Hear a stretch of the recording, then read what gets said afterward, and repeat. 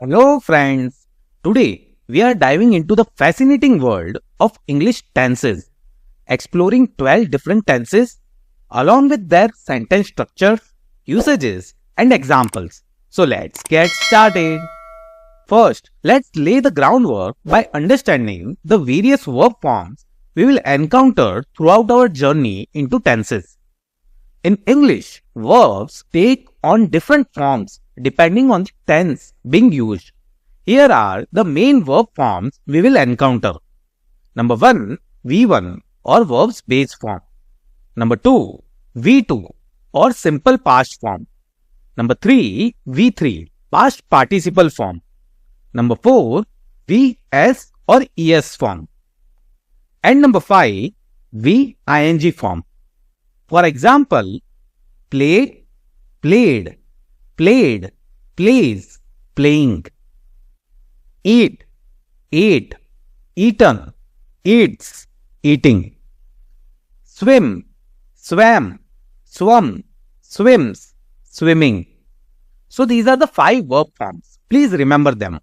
Now, let's delve into each tenses. Number 1, simple present tense. The sentence structure is subject plus verb's first form or verb's SES form plus object. The verb remains in its base form for all persons except third person singular, which usually adds S or ES. The simple present tense is a verb tense used to describe number 1, habits or routines. These are actions that occur regularly or repeatedly. For example, I play cricket every day. Number 2, facts or general truths. These are statements that are always true or true most of the time. The earth is round. And number 3, scheduled events. These are events that occur at specific times in the future. The movie starts at 7:30 p.m. So, the simple present tense is used for habits, facts and schedule events in the present. Number 2, present continuous tense. The sentence structure is subject plus to be verb, which is am, is or are plus verb's ing form plus object. The to be verb changes according to the subject. Am for first person singular, is for third person singular, and are for plural and all other persons. The present continuous tense is a verb tense used to describe number 1, actions happening at the moment of speaking. These are actions occurring right now. For example, she is reading a book right now. Number 2, temporary actions. These are actions occurring around the present time but not necessarily habitual. They are staying at a hotel while their house is being renovated.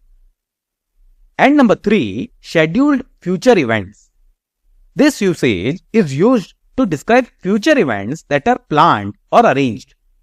While this might seem like a contradiction, it's common in English to use this tense for future events that have been firmly scheduled or arranged.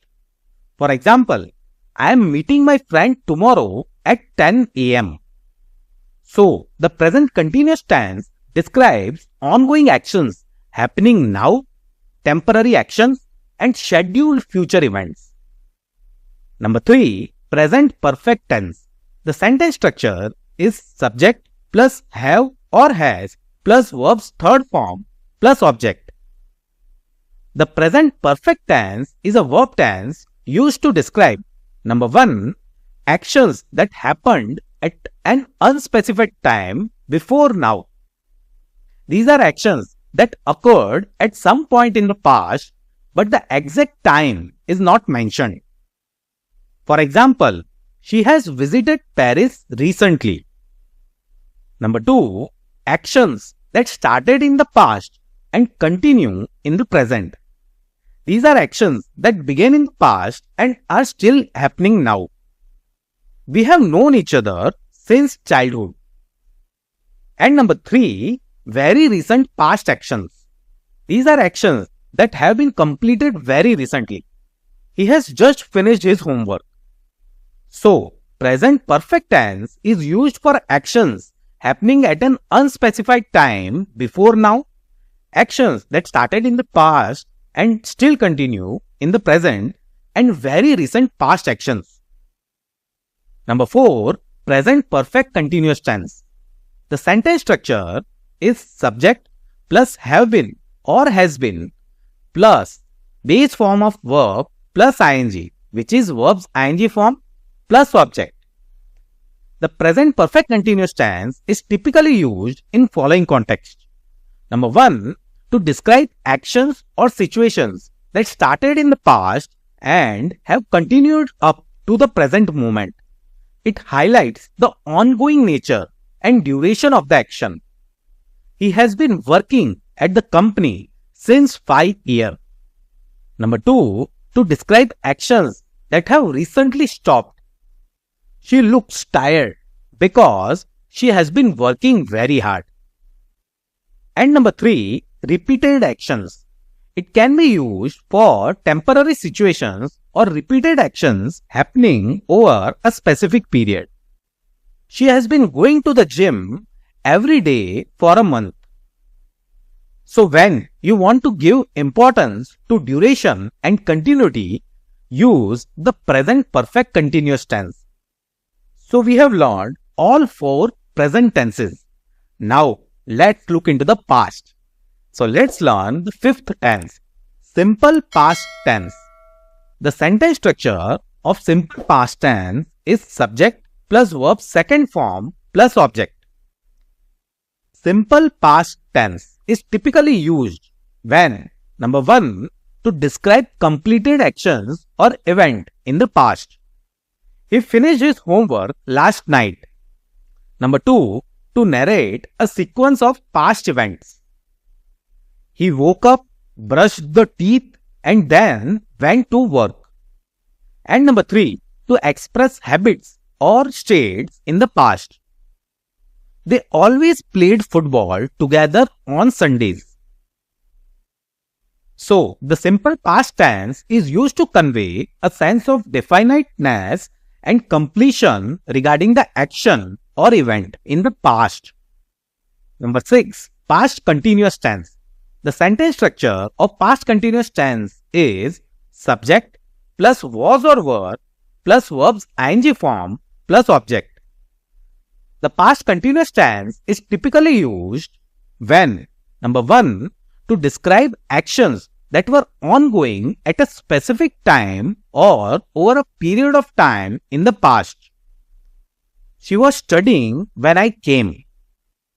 Number 2. To describe interrupted actions in the past.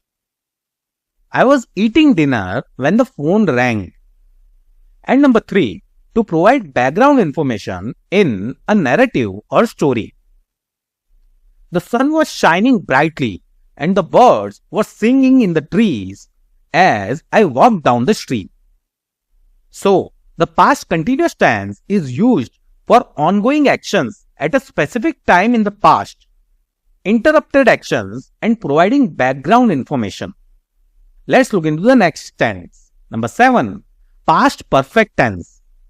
The sentence structure is subject plus had plus past participle form of verb or verb's third form plus object.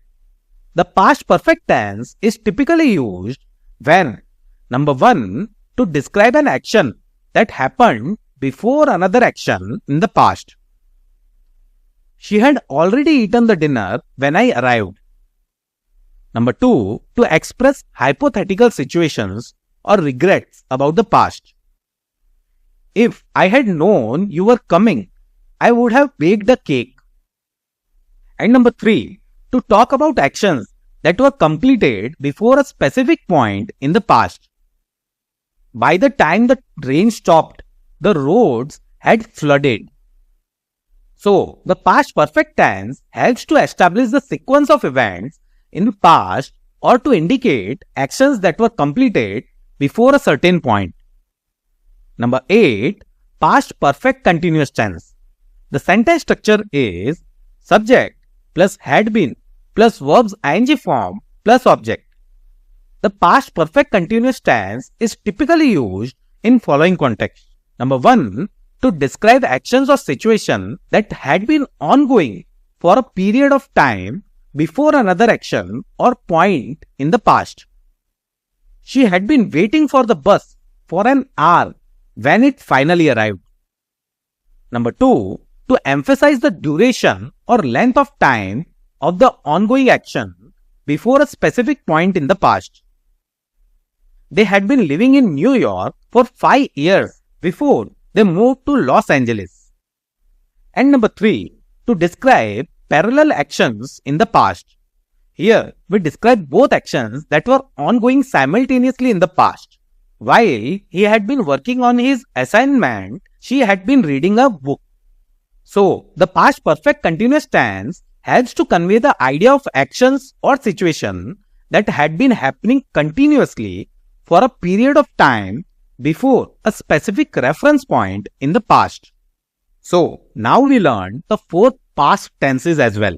Now comes the future. Number 9. Simple future tense.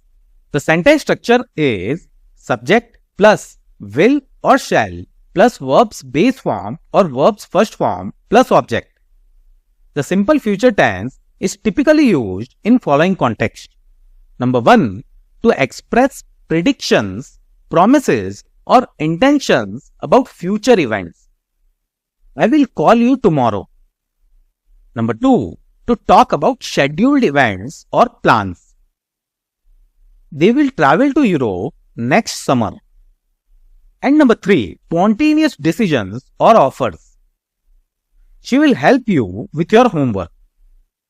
The simple future tense helps to convey the idea of future actions or events that are planned, expected, or decided upon at the time of speaking.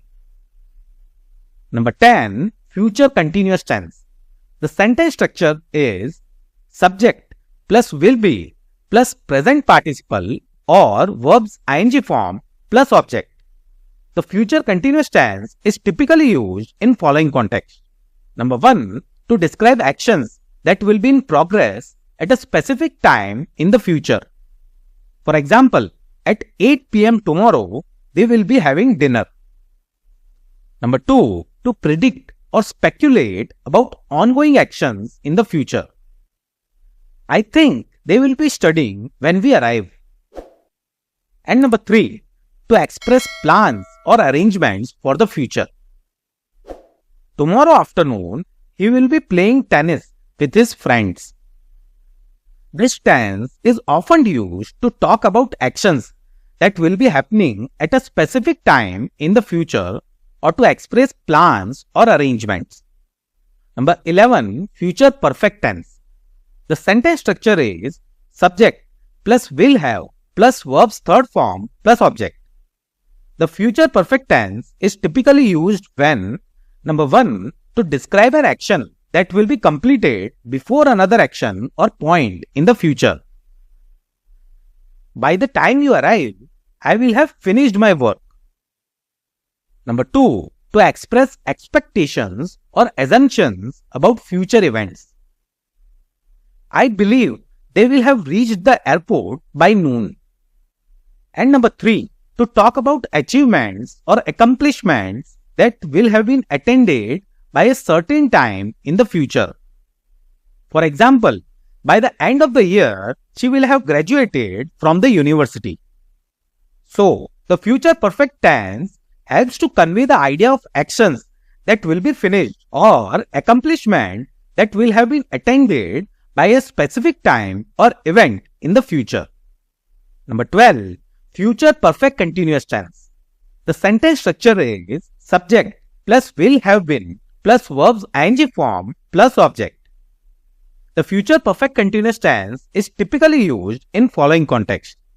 Number 1. To describe actions or situations that will have been ongoing for a period of time before reaching to certain point or event in the future. For example, by the time you arrive tomorrow, I will have been waiting for 2 hours. Number 2. To emphasize the duration or length of the time of the ongoing action up to a specific time or event in the future. By next month, they will have been living in the city for 5 years. And number 3, expressing expectations about an ongoing action. While this can overlap with future continuous tense, the future perfect continuous tense adds the element of duration. After this semester, she will have been studying French for 3 years. So, the future perfect continuous tense helps convey the idea of actions or situations that will have been happening continuously for a period of time before reaching a certain point or event in the future. So, this is all about future tenses. And finally, we have learned all 12 tenses. Now, let me give you an exercise. Identify which type of tense the following sentence belongs to. He reads the newspaper every day. He was reading the newspaper when I arrived. By the time you reach, he will have read the newspaper. Pause the video, solve the exercise, and message your answers in the comment. I will be waiting for your reply. I hope you would have given the correct answer. And to know my answer, please check the description. That's all in this video. Finally, we learned all 12 tenses in one video. I know there will be still many doubts of yours. I would love it if you could share your doubts or feedbacks in the comment. I will be creating separate videos on each of your doubts. Also, I have created a separate playlist on tenses. Please check it. The link is in the description. Thanks a lot for watching. Please like the video. It motivates me a lot. Do not forget to share and subscribe the channel. We will meet in the next video. Till then, goodbye.